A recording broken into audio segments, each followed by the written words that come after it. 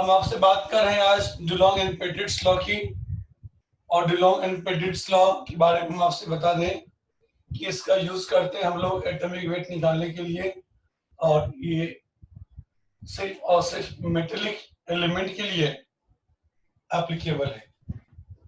ये सिर्फ और सिर्फ मेटेलिक एलिमेंट के लिए एप्लीकेबल है। और डुलोंग एंड पेटिट्स लॉ एक रिलेशन देता है, एक फॉर्मूला देता है। डुलोंग एंड पेटिट्स लॉ एक फॉर्मूला देता है। फॉर्मूला क्या है? फॉर्मूला है एटॉमिक वेट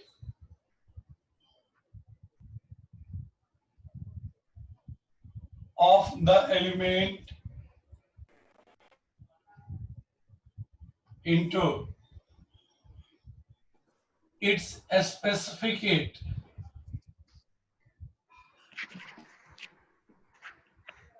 स्पेसिफिक हीट में एक चीज का ख्याल रखना है कि स्पेसिफिक हीट को हमें एक्सप्रेस करना है कैलोरी पर ग्राम में।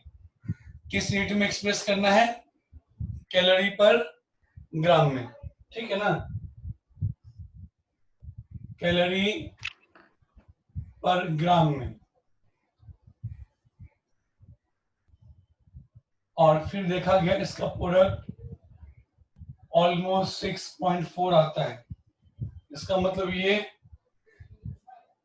कि अगर इधर इक्वल कर दे 6.4 तो इधर हम बोलेंगे approximate atomic weight of the element. देखो अंदर क्या है? Approximate atomic weight of the element. अगर इधर लिखें तो उधर लिख देंगे equal to 6.4 into specific heat in calorie per gram is equal to 6.4। तो इस मेथड के हेल्प से हम लोग अप्रोक्सीमेट एटॉमिक वेट निकालते हैं। ठीक है? इसके हेल्प से हम लोग अप्रोक्सीमेट एटॉमिक वेट निकालते हैं। अब क्वेश्चन, उससे पहले स्पेसिफिक हीट का मतलब आपको मालूम होगा, हमें पूरा भरोसा है। क्या था याद है आपको? बताओ कोई। स्पेसिफिक हीट क्या होता है? बोलो। कोई नहीं बोलोगे? स्पेसिफिक हीट का मतलब होता है वो एनर्जी जो एब्जॉर्ब करने के बाद यूनिट मास ऑफ सब्सटेंस अपना टेम्परेचर 1 डिग्री सेंटीग्रेड से बढ़ा लेता है। स्पेसिफिक हीट का मतलब होता है it is amount of energy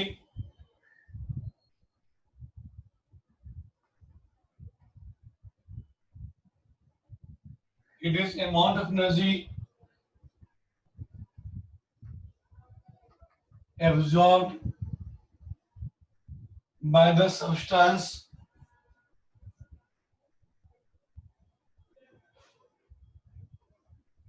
it is amount of energy absorbed by the substance by the unit mass of substance। 1 gram 1 kilogram कुछ इस टाइप से।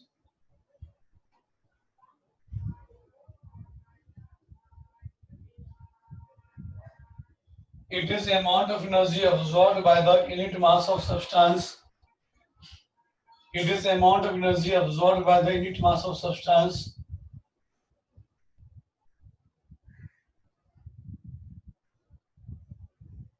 it is amount of energy absorbed by the unit mass of substance so that its temperature increases by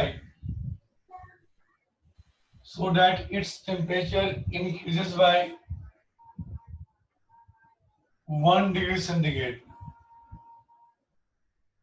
या 1 kelvin. Change kelvin में हो या change centigrade में हो, बात एक ही होता है। ये हो गया स्पेसिफिक हीट का डिफिनेशन। हमें पूरा भरोसा अपने फिजिक्स में जूनियर क्लासेस में बहुत अच्छे से पढ़ा होगा। जूनियर क्लासेस में बहुत अच्छे से पढ़ा होगा। अब कोई मेटल है, उसका आपको स्पेसिफिक हीट दे दिया गया अगर, तो आप उस मेटल का एटॉमिक वेट निकाल पाएंगे। इसमें क्वेश्चन देता है जल्दी समझाने के लिए।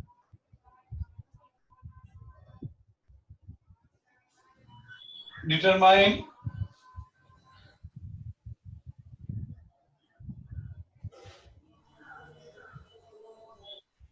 atomic weight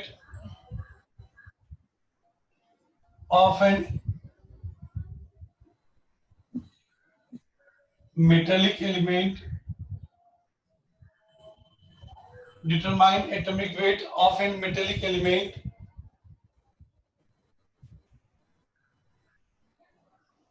if its specific heat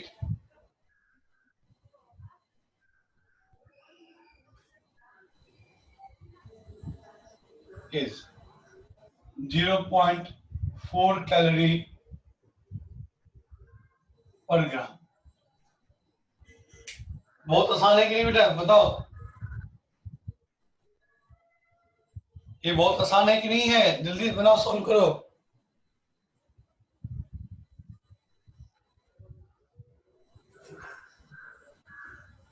sir 16 U 16 ग्राम।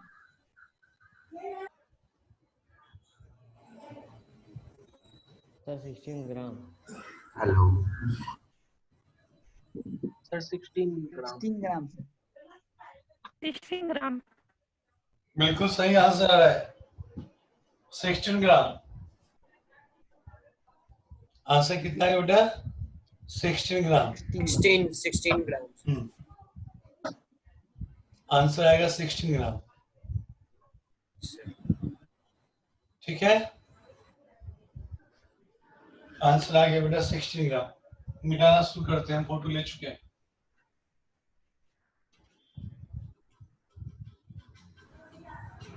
ये बस बहुत छोटा सा रिलेशन है, नाम और फॉर्मूला बस मालूम होने से काम चल जाएगा।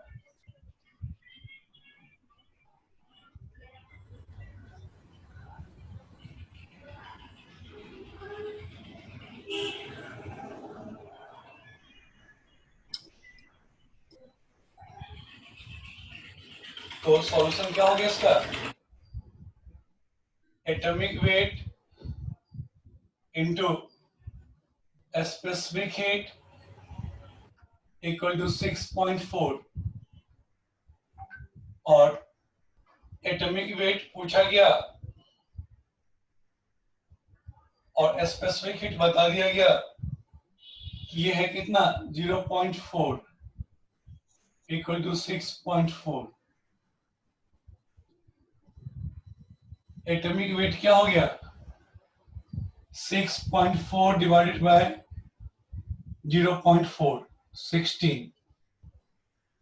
ये एटॉमिक वेट क्या हो अप्रोक्सीमेट गया? वैल्यू होगा 16। ना सर? ये सारे सर, ये बच्चों ने जरूर approximate- निकाल लिया होगा। एक और सवाल लेते हैं मिलता जुलता, सर जल्दी करके बताना। Determine atomic weight of an element. Determine atomic weight of an element. Determine atomic weight of an element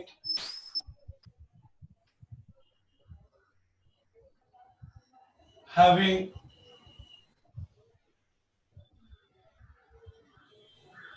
a specific heat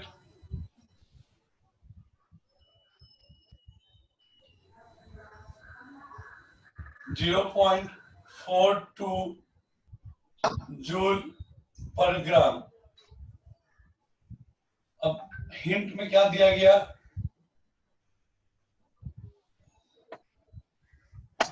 एक calorie equal to 1 calorie equal to 4.2 joule. Formula में आपको किस यूनिट में लगाना है? कैलोरी में। तो joule को आप किस में बदलेंगे?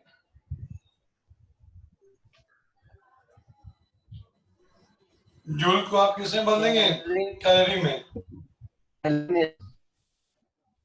है ना, फिर आ जाएगा।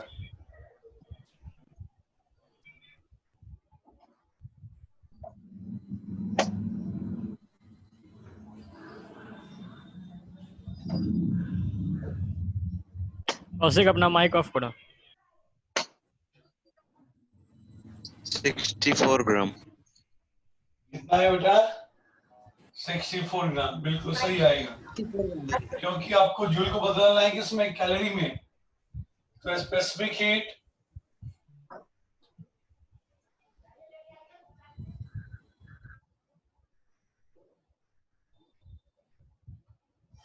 जो कि स्पेसिफिक हीट जो कि होगा 0.42 जूल पर ग्राम, इसे कैलोरी में बदलेंगे तो 4.2 से हमको डिवाइड करना होगा। ये क्या होगा? 0.1 कैलोरी पर ग्राम। अब फॉर्मूला लगाएंगे तो आंसर क्या आएगा? जो आपने बताया है कितना? 64, वही आएगा। फॉर्मूला में कोई दम नहीं है, बस ध्यान कहाँ देना था? यूनिट पे। कभी कभी यूनिट बदल के गड़बड़ करता है। Atomic weight into specific heat equal to 6.4। Atomic weight into 0.1 equal to 6.4। Atomic weight क्या है? 64। एटॉमिक वेट क्या है? 64।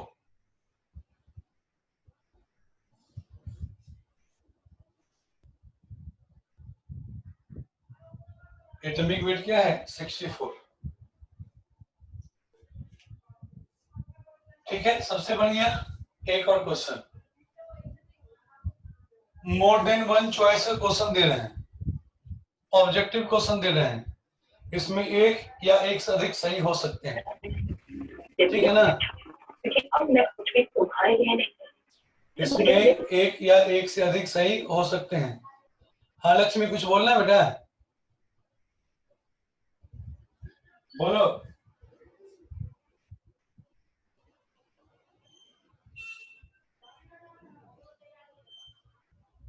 Identify the element. Sir Saurabh accept करने के लिए बोल रहा है सर। हाँ कर लेंगे, सब कर लेंगे। थोड़ी देर पहले नहीं आए थे। सौरभ का कहाँ आया हुआ? नहीं आया हुआ है। मुस्कान का है। Identify the element, identify the element which is having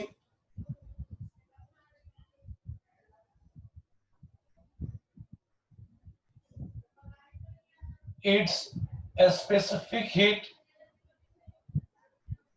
which is having its specific heat 0.16 calorie पर ग्राम। ऑप्शन दे रहे हैं हम, हीलियम, दूसरा दिए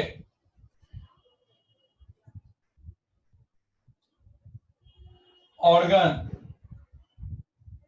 तीसरा दिए कैल्शियम और चौथा दिए मरकरी। कैल्शियम।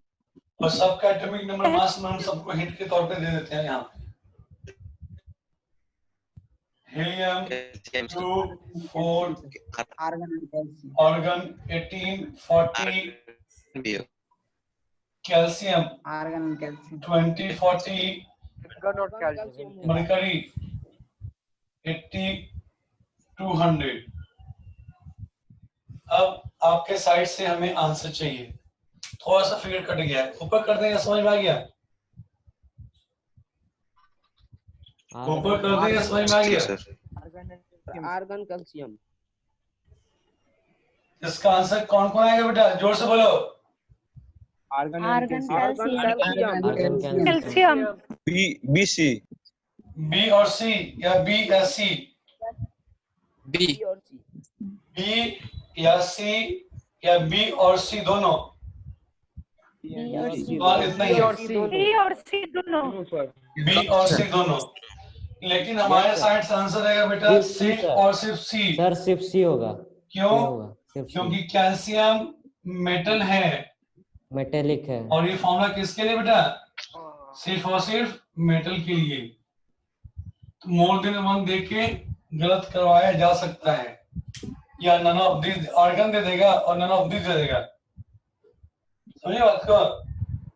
तो वहां पे भी गलत आपसे करवाया जा सकता है। थोड़ा सा कट गया जो हम लिखे हैं, लेकिन उम्मीद करते हैं आपको बात समझ में आ गया होगा जो बात हम आपसे कहना चाह रहे हैं।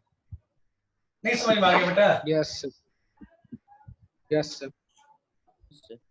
Yes, sir.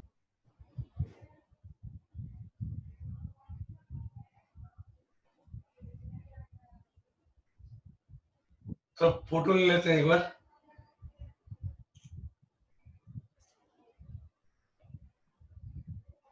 ठीक है, ये तो बात हो गई किसकी? डिलॉन्ग एंड पेटिट्स लॉ की। अगला इसके बाद नेक्स्ट टॉपिक कौन सा बोले थे पढ़ाने के लिए आपको? Vapour density. ये नहीं बोले थे? बोलो। Yes sir. Yes, sir. अब अगला टर्म है वेपर डेंसिटी। हमें पूरा भरोसा है कि डिलॉन्ग एंड पेटिट्स लॉ कोई पढ़ के नहीं आया होगा। कोई पढ़ के आया था? सच सच बोलो, No, sir. कौन कौन पढ़ के आया था?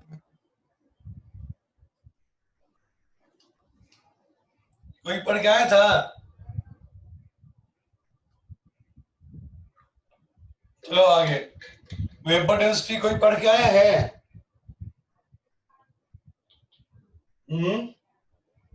No sir. हाँ वही लग रहा है हमको भी, कोई नहीं पढ़ के आया है। पढ़ने का मजा तभी आएगा जब आप एडवांस में काम करते रहिएगा। जो काम आपको बोला गया है वो काम समय पे पूरा कीजिए और आगे आने वाले टॉपिक को भी कंप्लीट करते रहिए, तब आपको ज्यादा मजा आएगा पढ़ने में, सीखने में और एक्सेल करने में। और जो आप पढ़ लिए, सीख लिए, एक्सेल कर लिए, तो आप ये मान लीजिए कि आप अपने मकसद में कामयाब हो गए। समझिए बात को बेटा? यस। अब बात करते हैं हम लोग वेपर डेंसिटी के बारे में।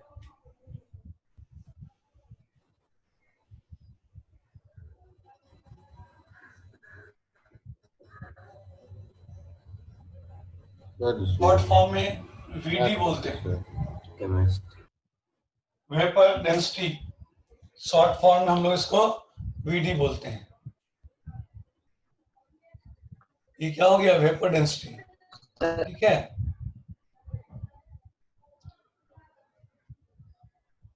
चलो। अब वेपर डेंसिटी होता क्या है ये बताएं। यहाँ बात होती है सर डेंसिटी की। वीडियो क्लियर नहीं आ रहा है। वीडियो आ रहा है सर। वो आएगा बेटा, लोकल नेटवर्क प्रॉब्लम है, कभी हमारे साइड से कभी आपके साइड से। मेरे साइड से वीडियो नेटवर्क प्रॉब्लम काफी कम रहेगा, ज्यादा दिक्कत Yes, होता है। थोड़ा सा वेट किया करो बेटा, थोड़ा सा वेट करने के बाद भी दिक्कत रहे अगर आपको, तो डिस्कनेक्ट होके कनेक्ट हो जाओ, हम तुरंत एक्सेप्ट कर लेंगे। ठीक है ना? बताते रहिए, हम कर लिया करेंगे एक्सेप्ट, टेंशन ना लीजिए। ये ऑनलाइन स्टडी का है लिमिटेशन, क्या करोगे? सबका अपना फायदा है, अपना घाटा है। ठीक ना? घबराने की बात नहीं है, घबराओ मत। घर पे बैठ के अगर पढ़ रहे हो, सीख रहे हो, तो उस केस में थोड़ा सा उसका लॉस कह लो या जो कह लो। ठीक ना? घबराओ मत, सब हो जाएगा। चलो अब हम लोग आगे की बात करें, वेपर डेंसिटी की बात करें।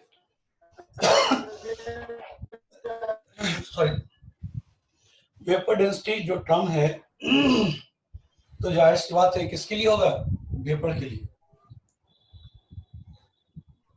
मतलब जो सब्सटेंस गैसियस फॉर्म में एग्जिस्ट करे उसके लिए। कहने का लोग कुछ भी कह दें, कुछ भी फॉर्मूला लगा दें, पेपर नहीं छे लेकिन वेपर डेंसिटी हाँ ई प्लान किसके लिए रहेगा? गैसियस सब्सटेंस के लिए। सबको म्यूट कर दीजिए सर। वेपर डेंसिटी किसके लिए रहेगा? गैसियस सब्सटेंस के लिए, ठीक ना? yes sir, वेपर डेंसिटी किसके लिए रहेगा? वेपर सब्सटेंस के लिए, मतलब गैसियस सब्सटेंस के लिए। पहली बात, it is applicable for the gaseous substance.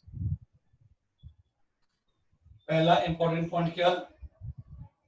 It is applicable for the gaseous substance.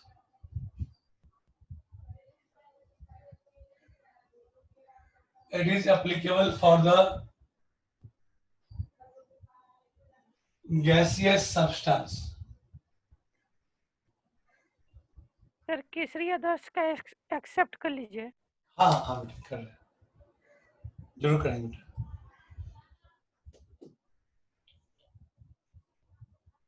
तो वेपर डेंसिटी किसके लिए एप्लीकेबल होता है बच्चों?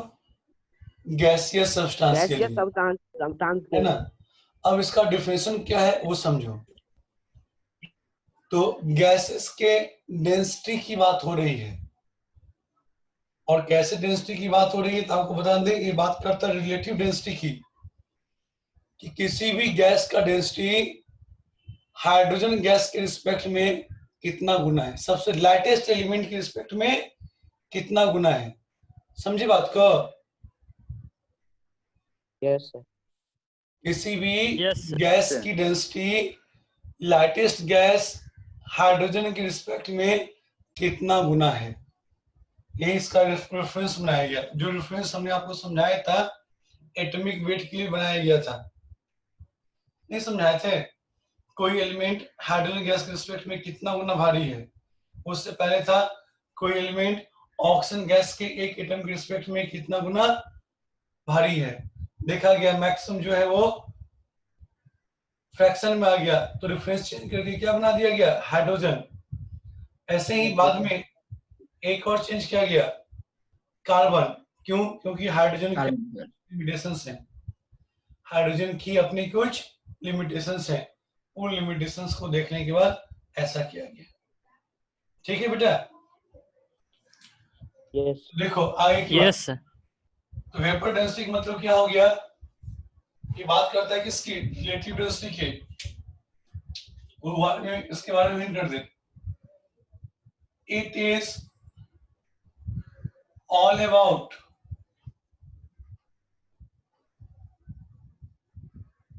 relative density. It is all about relative density of the gas. Relative term का मतलब आप समझते होंगे अच्छे से। जैसे कि हम बोल रहे हैं कि मेरे पास 100 रुपए हैं, ठीक है? मेरे पास 100 रुपए हैं और रणवीर के पास 200 रुपए हैं। मेरे पास 100 रुपए हैं और रणवीर के पास 200 रुपए हैं, तो रणवीर हमारे रिलेटिव में 2 गुना अमीर है, 2 गुना पैसे हैं। अमित के पास 400 रुपए हैं, मेरे रिस्पेक्ट में अमित के पास 4 गुना रुपए ज्यादा है। अनीस के पास 1000 रुपए हैं, तो अनीस के पास मेरे रिस्पेक्ट में 10 गुना ज्यादा रुपए हैं।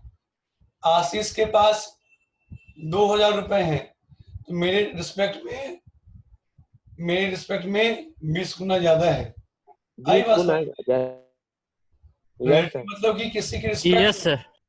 है ना? बहुत सिंपल सा वर्ड है, बट स्टार्टिंग की बात है, हम समझा देना बेहतर समझ रहे थे। अब वेपर डेंसिटी का मतलब क्या हो गया? It is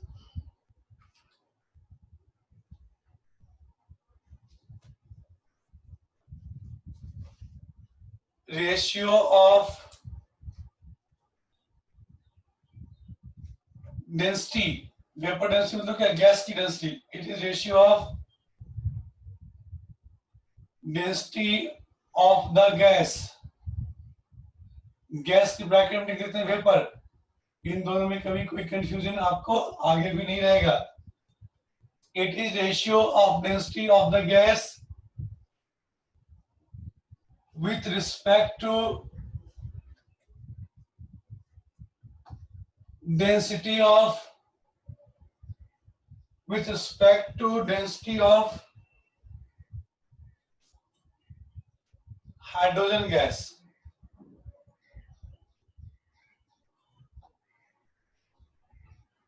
hydrogen gas. तो मतलब क्या, यहाँ पे हाइड्रोजन एज ए रेफरेंस है, as a reference.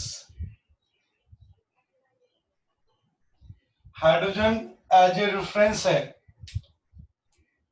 Hydrogen as a reference है. समझिए बात को. Yes, sir. रेफरेंस हम बदल भी सकते हैं. Reference yes sir. हम बदल भी सकते हैं.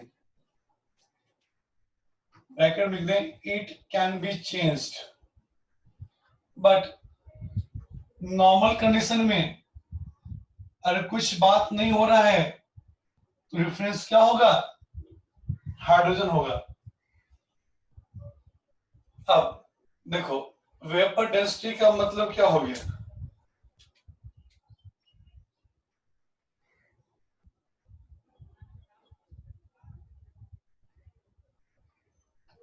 मतलब वेपर डेंसिटी ऑफ गैस का मतलब हो गया डेंसिटी ऑफ गैस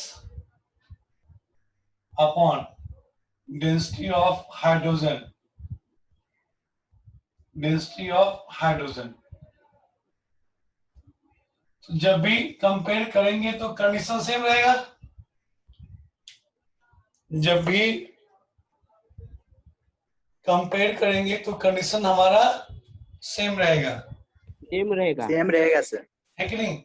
अभी ये बताओ, रेफरेंस में Yes, sir. ये कितना से बाकी है मीटिंग में? अभी वार्निंग आ गया था, सर लगभग 9:30 मिनट सर. है ना? तो मतलब टाइम हो ही जाएगा फिर हम लोग का. कोई बात नहीं. वेपर डेंसिटी ऑफ गैस क्या होगा? Density of gas upon density of hydrogen. और जब भी कंपेयर करेंगे तो कंपेयर सेम कंडीशन पे होगा. Comparison is done at same condition. जब सेम कंडीशन सनी एक्सेप्ट कर लीजिए. तो हम लोग क्या बोलेंगे? सेम कंडीशन में जब हम कंपेयर करेंगे तो हम क्या बोलेंगे कि अगर हम 1 मोल गैस का बात करते हैं, गैस कोई भी हो, वॉल्यूम दोनों का समान होगा. For 1 mole of different gases, for 1 mole of different gases, Sunny को एक्सेप्ट कर लीजिए.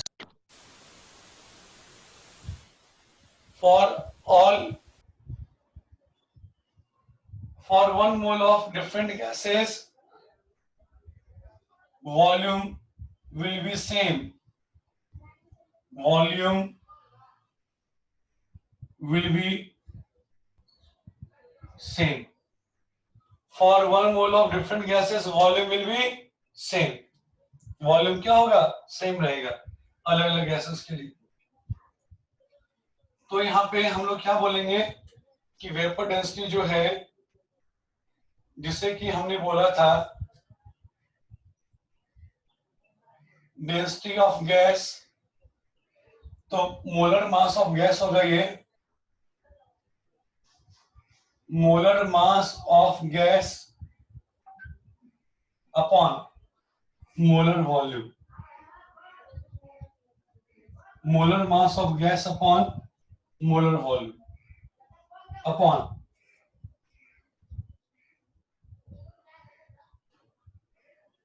Molar mass of hydrogen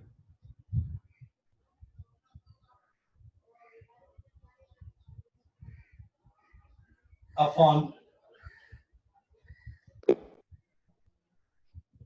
molar volume of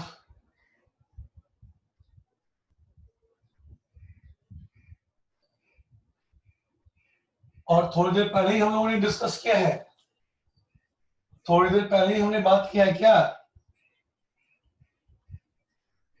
कि मोलर वॉल्यूम बराबर होगा, मोलर वॉल्यूम दोनों का बराबर होगा। इससे क्या हो गया, मोलर वॉल्यूम का टर्म कैंसिल आउट हो गया, तो बचा क्या, molar mass of gas by molar mass of hydrogen. इससे क्या बन गया बेटा, vapour density, hence vapour density equal to molar mass of gas, molar mass of gas vapor density equal to molar mass of gas upon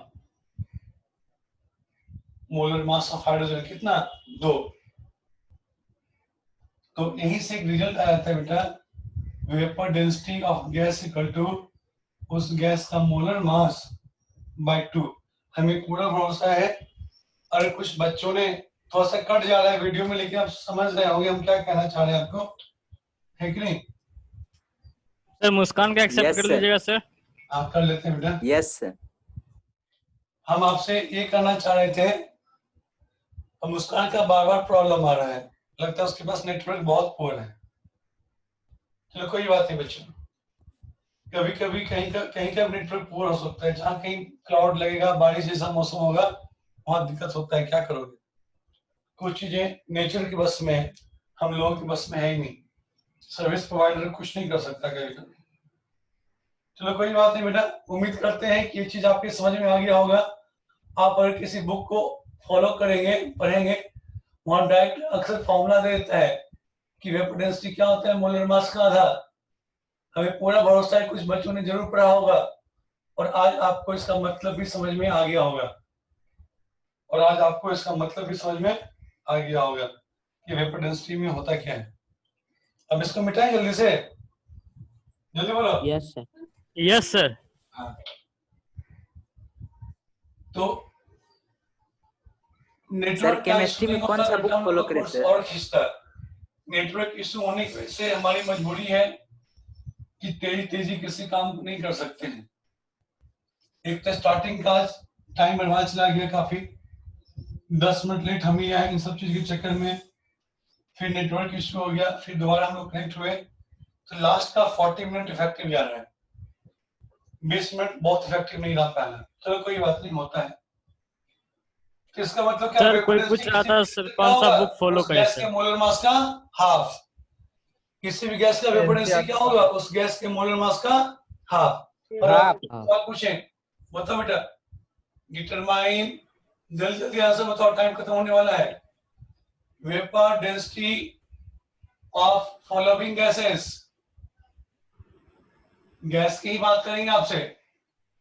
अगर हम आपको बोलते हैं ए में हीलियम, हीलियम का वेपर डेंसिटी क्या होगा, दूसरा ऑक्सीजन, तीसरा CH4 गैस, चौथा CO2 गैस। ज्यादा नहीं दे रहे, बस 4 ही दे रहे हैं, जल्दी जल्दी बताओ, जल्दी बोलो बेटा। हीलियम का 2 सर 1। हीलियम का होगा 4/2, 2। ऑक्सीजन का कितना होगा बेटा, 32/2, 16। 16 सर। मीथेन का होगा 16/2, 8। CO2 का होगा 44/2, 22। 22 22। टाइम्स। अब एक रेफरेंस चेंज करके देते हैं, determine vapour density of following with respect to methane gas. Methane की रिस्पेक्ट में बताना है कि वेपर डेंसिटी इनका क्या होगा। गैस के तौर पे एक दिए हीलियम, गैस के तौर पे दे रहे हैं बेटा आपके पास एक हीलियम, फिर दे रहे हैं आपको SO2, फिर दे रहे हैं CO2, ठीक है। फिर दे रहे हैं आपको Cl2 गैस। जल्दी जल्दी आंसर बताओ क्या होगा। इसका आंसर क्या आना चाहिए बेटा? 1/4 1/2 बाय डिफॉल्ट हम half लोग 2 से भाग दे रहे थे हाइड्रोजन की मोलर मास से, तो बट यहाँ पे क्वेश्चन में क्लियर कर दिया है किसके रिस्पेक्ट में? मीथेन के रिस्पेक्ट में 16 से भाग देंगे। के रिस्पेक्ट में यहाँ 64 को 16 से भाग देंगे, यहाँ 44 को 16 से भाग देंगे और यहाँ पे 71 को 16 से भाग देंगे। क्लोरीन सारे 35 होते हैं, सारे 35 का डबल 71। तब ये मान के चल रहे हैं, यहाँ तक सारी बातें आपकी समझ में आ गई होगी। Yes sir. Sir vapour density का लॉजिक क्या होता है और डुलोंग एंड पेटिट्स लॉ का मतलब क्या होता है, ठीक है। अब हम लोग आगे की बात करेंगे कुछ और। अब हम लोग कुछ बात और करेंगे आगे की।